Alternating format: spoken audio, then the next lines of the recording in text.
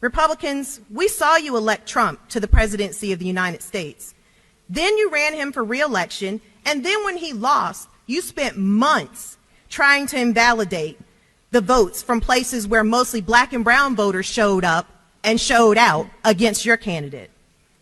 House Bill 531 is just another attempt to silence these voters, maintain minority rule, and that's just not democracy.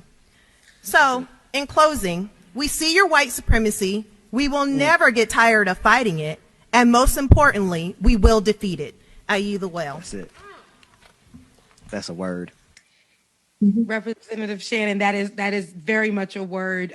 Could you talk about the voter suppression happening in here in Georgia and how you stood there on the floor and said what you did what had to be done that day? Yeah. But could you talk about what pushed you to that moment? Yeah. Oh, sure. Well, a few things.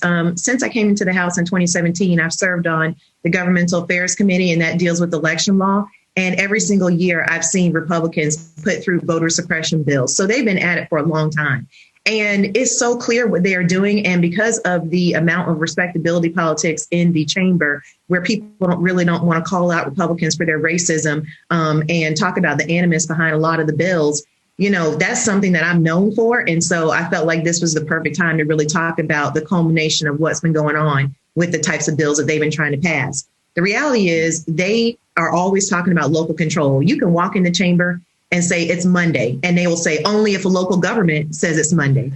And now we're seeing lately that they are finding all these ways for the state to take over local governments. And they say, well, we have to take over when local governments get out of control.